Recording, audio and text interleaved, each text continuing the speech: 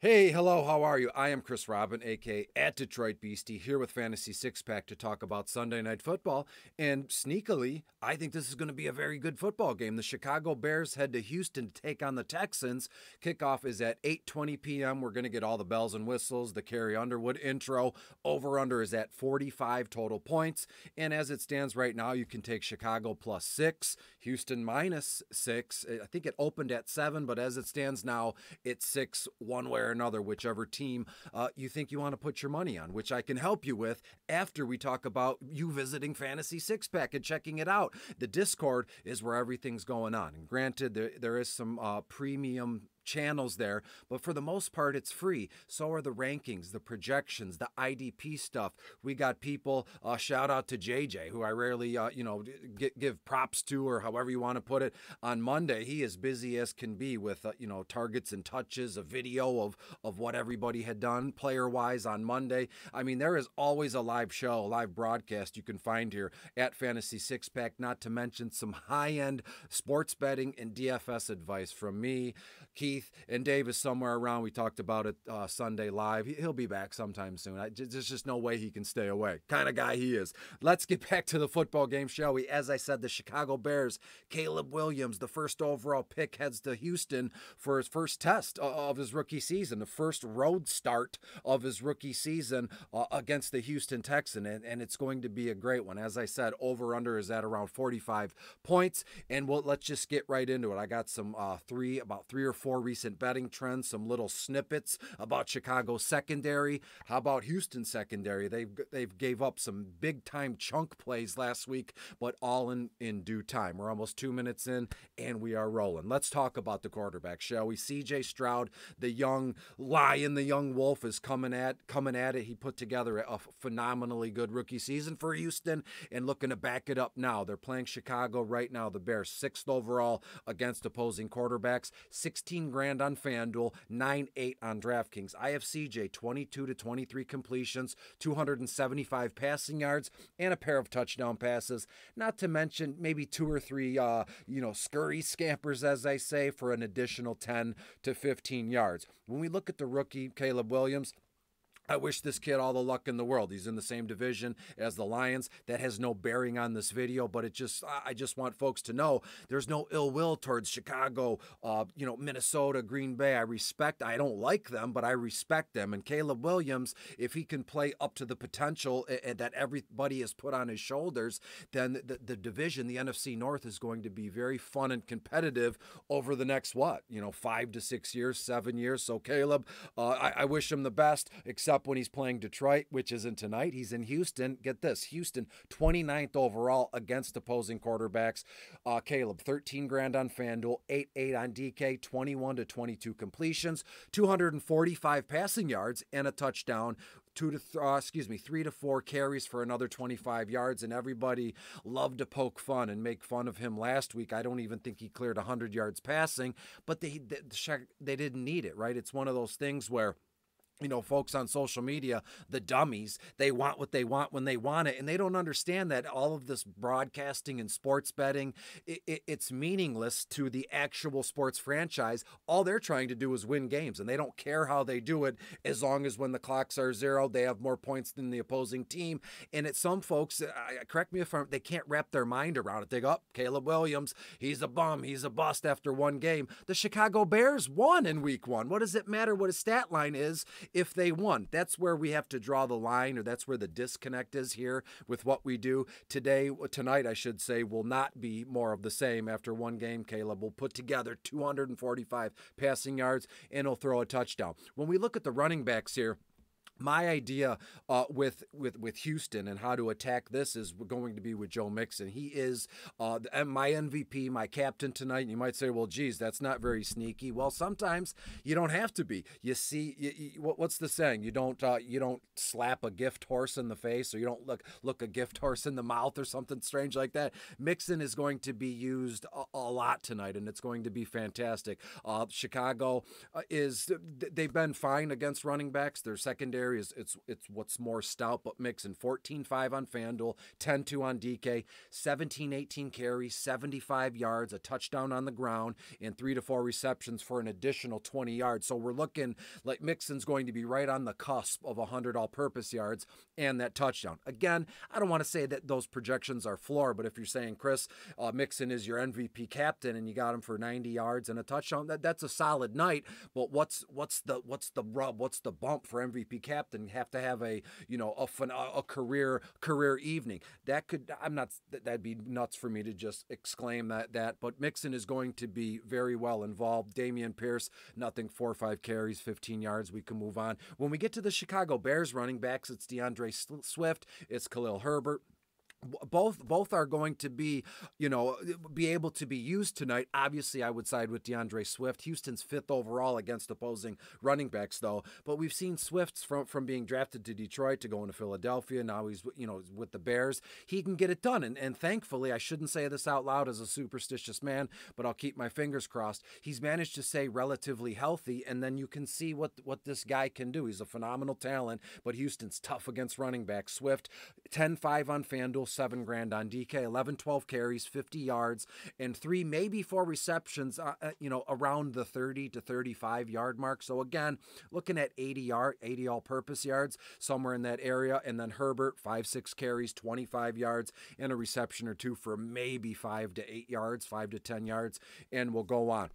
When we look at the wide receivers for both squads, I feel like, and again, in the comments, if you can share the video or just like it at the Fantasy Six Pack YouTube page and leave a comment here. From everything I've gathered over the weekend and then broadcasting earlier this morning, everybody's very interested in how the Texans wide receiver targets and touches are going to shake out, right? Diggs was the man last week, and I referred to the Houston Texans wide receivers as that weird shell game you see played on the street in some alley in New York where you put your money down and someone moves the ball around. You see people do it to their cats on TikTok, and they move the cups around, and under what cup is the treat in, right? Diggs was week 1, and if you love betting, when you're here, I do, so you do as well. What are the odds that the targets and touches, remain relatively even, but it's going to be a Nico Collins night, or it's going to be a Tank Dell night, or is it going to be Diggs 2 weeks in a row? As a betting man, looking at numbers and percentages and such, I mean, Diggs could have a fantastic night. Do I see that happening?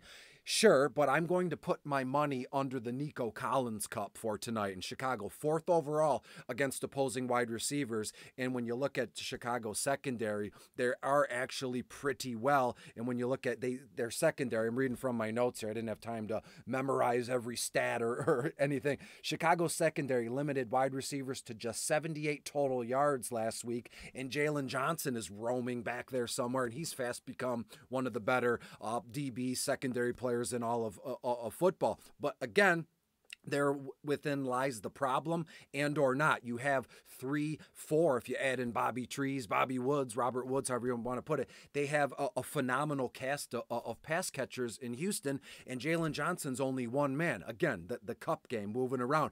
I could see a case where Jalen Johnson might shadow Diggs or might, go over and cover Tank Dell, the speedster. Tank Dell might get a carry or 2, and Nico is going to be, I don't want to say free and clear, but I do think Nico Collins, 6 to 7 targets, 5 to 6 receptions, 75 to 80 yards. Diggs, 7 to 8 targets, 5 to 6 receptions, 65 to 70 yards. Tank Dell, 6 to 7 targets, 4 to 5 receptions, 60 to 65 yards, and a carry or 2 for another 10 yards. So when you look at it from top to bottom, it looks relatively, even or safe in my notes, at least, which is fine because we're only on to week 2. This is the second game of the season for both of these teams, and we haven't seen anything at all. There's 1 week, so how are these targets and touches going to shake down? I think it's going to be a Nico Collins night. Diggs and Tank Dell are absolutely also in play. If you're like me, single game slate, you're going to put in, 25 lineups, but we have to write it down. And And so as you write it down, mix an MVP captain, Nico Tank, and DJ Moore, which I'll get to flex, and then you just keep rolling it over. The guy at the bottom of the roster goes to MVP captain as you build down. So you'll have, before you know it, Nico MVP, Tank, DJ Moore, Gerald Everett maybe. But let's talk about the Chicago Bears wide receivers quickly. We're coming up in around 10 minutes. I had an idea, 8 minutes. My notes are shorthand. I didn't memorize much. And I said, we're going to be about 8 minutes or so and we'll move on. But lo and behold, here we are.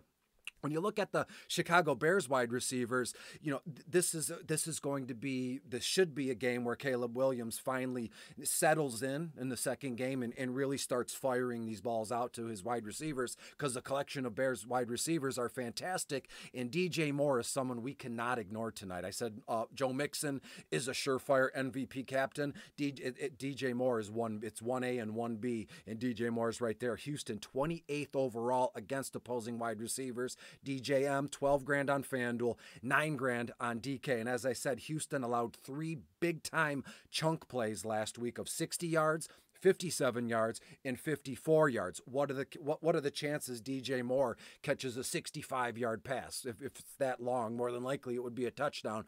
I see no reason why DJ Moore cannot just go off tonight in the MVP captain spot. And then you mix in Joe Mixon, and we go from there. When you look at the rookie Rome Odunze, he's questionable, but it looks like he's going to give it a go, right? And when you look at his price tag, 10 grand on FanDuel, 6.4 on DK, 5.6 targets, 4.5 receptions, around 50 yards. The only bummer here is Keenan Allen, right? By all reports, he's standing up on his own 2 legs. He's going to go through a pregame, conditioning or running. But as it stands now, everything I've heard says, even they have this plan. He's going to do that on the field before the game, but everything already is pointing down that he won't play. If he does play, he commands our attention. If he does play, 6-7 targets, 5-6 receptions, 50+ yards, but be mindful of that. That's the whole draw behind DFS. We don't have to deal with injuries or holdouts or any of that stuff. So just be mindful of Keenan Allen. If Keenan Allen is inactive, maybe throw in a little bit of Velus Jones Jr. as some salary relief. It's only $1,200 on FanDuel, 6.5 on DK. When we look at the tight ends here, Dalton Schultz, Brevin Jordan, the 2 Texans tight ends, Cole Kmet, Gerald Everett. I had mentioned Cole Kmet in bottom of the barrel. I mentioned him on the live broadcast earlier this afternoon at Fantasy Six Pack. And not that I'm switching up or I'm being inconsistent here. Cole Kmet, 9.5 on FanDuel, 5 grand on DraftKings. Houston's 31st overall against opposing tight ends.